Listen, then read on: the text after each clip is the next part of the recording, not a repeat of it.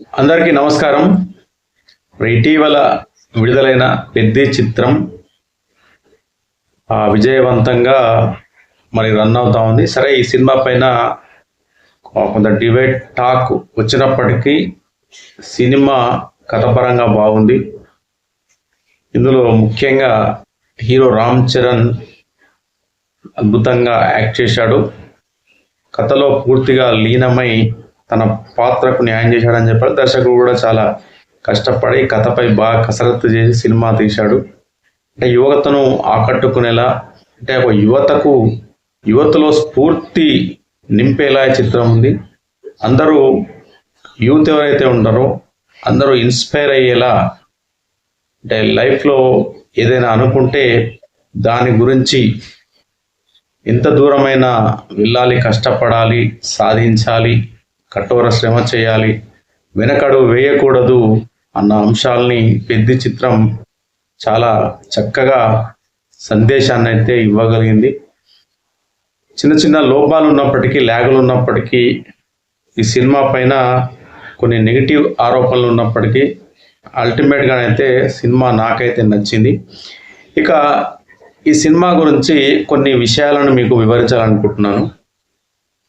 ఈ పెద్ది కథ ఏదైతే ఉందో, చిరంజీవి హీరోగా ఎప్పుడో ఒక 30-35 సంవత్సరాల క్రితం తెరకెక్కిన 2 చిత్రాలను బేస్ చేసుకొని దర్శకుడు బాగా కసరత్తు చేసి దీన్ని సుకుమార్కు, చిరంజీవికి, రామ్ చరణ్కు వివరించినట్టుంది.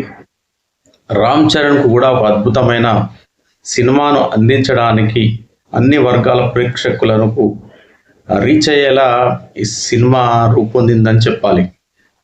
అయితే ఈ 2 చిత్రాల నుండి, అంటే పూర్తిగా కాపీ అని చెప్పను, ఆ 2 చిత్రాల నుండి కొంత లైన్ తీసుకొని చిత్రాన్ని నిర్మించారు. దర్శకుడు కథ రాసుకున్నాడు అని చెప్పేసి అయితే నాకైతే అనిపిస్తోంది. ఒక చిత్రం ఏంటంటే 1981లో విడుదలైన ఊరికిచ్చిన మాట అని ఉంటుంది.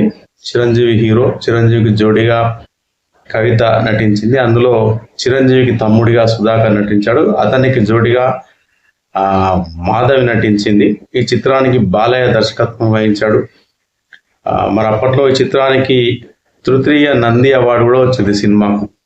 అంటే చిరంజీవి అంటే వర్ధమాన నటుడిగా, ఒక క్యారెక్టర్ ఆర్టిస్ట్గా తను ఇండస్ట్రీలో ఉన్న కాలంలో హీరోగా మొదటి సినిమాతోనే సక్సెస్ ఈ సినిమాతో సక్సెస్ కొట్టాడు చిరంజీవి. ఆ తర్వాత వరుసగా సినిమాలు చేసుకుంటూ వెళ్ళాడు. అయితే ఈ సినిమా కథ విషయానికి వస్తే, ఒక మారుమూల కుగ్రామం, ఆ ఊళ్ళో వైద్య సదుపాయం ఉండదు, డాక్టర్ ఉండరు.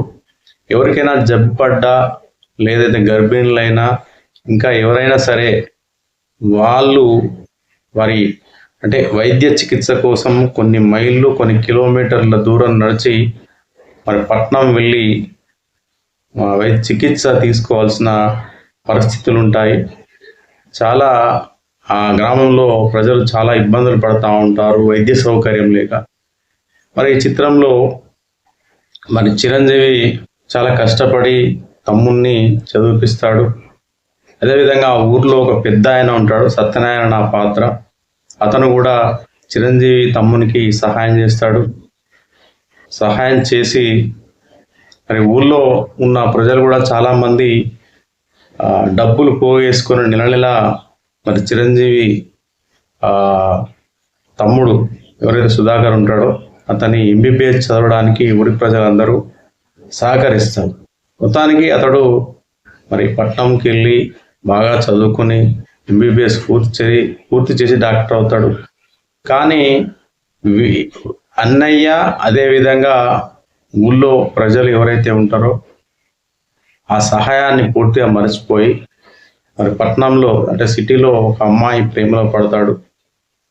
ప్రేమలో పడ్డ తర్వాత అమ్మాయిని పెళ్లి చేసుకుని అక్కడే ఒక క్లినిక్ పెట్టుకొని అక్కడే ఉండిపోతాడు. అయితే అతడేమో బాగా కష్టపడి ఈ చదివే టైంలో, చదువుతున్న కాలంలో ఊరికి ఒక అతను మాటిస్తాడు, నేను పట్నం వెళ్ళి బాగా చదువుకొని డాక్టర్ అయ్యి ఊరికి సేవ చేస్తానని చెప్తాడు. కానీ ఇతడు తన అన్నయ్యను అదేవిధంగా ఊరి ప్రజల్ని మోసం చేస్తాడు. అంటే ఇచ్చిన మాటను అతడు పాటించడు. ఈ క్రమంలో మరి చిరంజీవి చాలా అసహనానికి గురై చాలా కోపంతో ఊగిపోయి సిటీకి వెళ్ళి తమ్ముణ్ణి మందలించి అదంతో చిన్న గొడవ. ఆ తర్వాత తన భార్యను కిడ్నాప్ చేసి ఎత్తుకొని తన ఊరికి తీసుకొని వస్తాడు చిరంజీవి. ఆ తర్వాత మరి భార్యను వెతుక్కుంటూ చిరంజీవి తమ్ముడు ఆ ఊరికి రావడం, ఆ ఊరిలో కొన్ని అనుకోని సంఘటనలు జరగడం, కొన్ని ప్రాణాపాయ పరిస్థితుల్లో ఇరుక్కుంటాడు చిరంజీవి తమ్ముడు సుధాకర్. ఎవరైతే డాక్టర్ పాత్ర సుధాకర్ ఎవరైతే ఉంటాడో ప్రాణాయ పరిస్థితుల్లో ఇరుక్కుంటాడు. మరి ఆ టైంలో తమ్ముణ్ణి కాపాడడానికి అతన్ని భుజంపై వేసుకుని కొన్ని కిలోమీటర్లు నడుచుకుంటూ వెళ్ళిపోతాడు.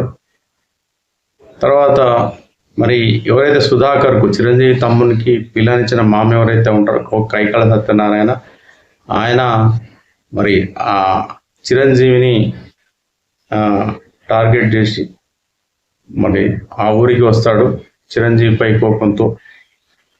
ఆ తర్వాత మరి తమ్ముడు ఎలా మారాడు అన్నది కథ. చివరిగా ఏమైపోతుందంటే అది రియలైజ్ అవుతాడు. చిరంజీవి తమ్ముడు సుధాకర్ పాత్ర ఎవరైతే ఉంటారో రియలైజ్ అయిపోయి మళ్ళీ తను సుధాకర్ భార్య ఇద్దరు ఆ ఊళ్ళోనే ఉండి వైద్యం చేస్తూ ప్రజలకు అందుబాటులో ఉంటారు. ఆ ఊరి ప్రజలకు ఆ ఊళ్ళోనే ఉండిపోతారు. తర్వాత తను చేసిన తప్పును కూడా ఒప్పుకొని అతని మామకు కూడా అతడు సంజాయిషి చెప్పుకునే పరిస్థితి ఏర్పడుతుంది. అంటే ఈ సినిమాలోని కొంత కథను, అంటే ఇది మన పెద్దిలోనేమో మనకు ఇక్కడ మారుమూల కొండల్లో ఒక గ్రామము ఎక్కడో ఉంటుంది, హిల్ ఏరియాలో. ఆ గ్రామం నుండి రైలు సౌకర్యం ఉంటుందని అక్కడ రైల్వే స్టేషన్ ఉండదు, వీళ్ళకు అక్కడ రైల్వే స్టాప్ కూడా ఉండదు. చాలా ఇబ్బందులు ఎదుర్కొంటూ ఉంటారు వాళ్ళు పనులు చేసుకోవడానికి కానీ ఇతరత్ర. ఆ ఊరికి కూడా ఐడెంటిటీ ఉండదు. అయితే మన దీనిలో హీరో రామ్ చరణ్ తన ఊరి కోసము ఏం చేశాడు, ఎన్ని ఆటలు ఆడాడు, చివరగా అంటే నేషనల్ వైడ్గా తన గ్రామానికి ఎట్లా ఐడెంటిటీ తీసుకొచ్చాడు, దీనిలో ఎమోషనల్ చక్కగా పండించారు. మొత్తం మీద చివర ఆ ఊరిని దేశం గుర్తిస్తుంది, ప్రభుత్వం గుర్తిస్తుంది, అక్కడ రైల్వే స్టేషన్ వస్తుంది, అక్కడ ప్రజలు ఊపిరి పీల్చుకుంటారు. ఈ విధంగా పెద్ద స్టోరీ ఉంది. ఇంకా మరో సినిమా ఏంటంటే చిరంజీవి 80sలో వచ్చిన విజేత అనే సినిమా. చిరంజీవి ఇందులో హీరో వేశాడు. నాకు తెలిసి ఈ సినిమా డైరెక్షన్ కోదండరామిరెడ్డి అనుకుంటా, హీరోయిన్గా భానుప్రియ చేసింది. ఒక మిడిల్ క్లాస్ ఫ్యామిలీలో మరి పుడతాడు చిరంజీవి. తండ్రి చాలా ఆర్థిక ఇబ్బందులు ఎదుర్కొంటూ ఉంటాడు. కూతురు పెళ్లి చేయడానికి కూడా అతని దగ్గర డబ్బులు ఉండవు. చిరంజీవి దీనిలో ఒక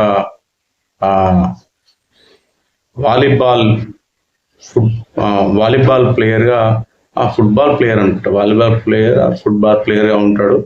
బాగా ఆడుతూ ఉంటాడు. అతను నేషనల్ లెవెల్లో ఛాంపియన్ అవ్వాలనుకుంటాడు, కానీ ఆర్థిక పరిస్థితులు ముందుకు వెళ్ళనియవు.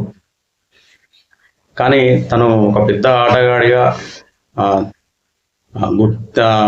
ఎదగాలని అతడు డ్రీమ్ పెట్టుకుంటాడు. బట్ కుటుంబ సమస్యలు ఎక్కువైపోతాయి. చెల్లికి పెళ్లి సంబంధం కుదురుతుంది కానీ కట్నం ఇవ్వడానికి డబ్బులు ఉండవు. మరి ఇలా జరుగుతున్న టైంలో ఒక పెద్ద ఫ్యామిలీ డ్రామా సినిమా ఇది. మరి క్లైమాక్స్లో చిరంజీవి తన కిడ్నీ అమ్మేసి మరి తండ్రికి డబ్బులు అందేలా చేస్తాడు. ఇట్లా కుటుంబం కోసం తన ఆటను అందులో త్యాగం చేస్తాడు, కిడ్నీని త్యాగం చేస్తాడు. మరి ఈ సినిమా నుంచి కూడా మరి కొంత స్ఫూర్తిని పొంది మరి ఈ పెద్ద సినిమాలో మరి రామ్ చరణ్ ట్రైన్లో ప్రయాణిస్తూ చాలా ఎమోషనల్కు లోనై కాలుని బయట పెట్టి తనంతా తాను ఆ కాలుని కోల్పోయే సీన్ చాలా అద్భుతంగా ఉంది.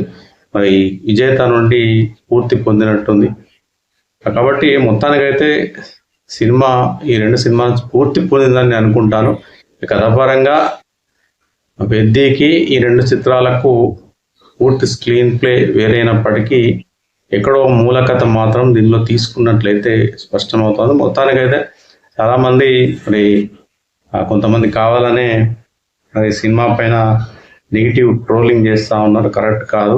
అన్ని సినిమాలు పుష్పలా ఉండాలి, అన్ని సినిమాలు దురంధర్లా ఉండాలి, అన్ని సినిమాలు కేజీఎఫ్ లా ఉండాలంటే కుదరదు. కొన్ని సినిమాలు ఉంటాయి, ఖచ్చితంగా వాటిని మనం ఆదరించాలి. ఎందుకంటే యూత్ దేశానికి చాలా అవసరం. వాళ్ళ ఆలోచనలు చాలా బలంగా ఉండాలి. ఇలాంటి సినిమాలు చూసినప్పుడు మాత్రమే యువత గొప్పగా ఆలోచించగలుగుతుంది, దేశం గురించి ఆలోచించగలుగుతుంది, వారి యొక్క పుట్టిన గ్రామాల గురించి ఆలోచించగలుగుతుంది. కాబట్టి ఇలాంటి సినిమాను మనం ఆదరించాల్సిన అవసరం ఎంతైనా ఉంది. Thank you. ఇప్పటి వరకు నా ఛానల్ని సబ్స్క్రైబ్ చేసుకునే వారు వెంటనే సబ్స్క్రైబ్ చేసుకొని నన్ను సపోర్ట్ చేయగలరని విజ్ఞప్తి.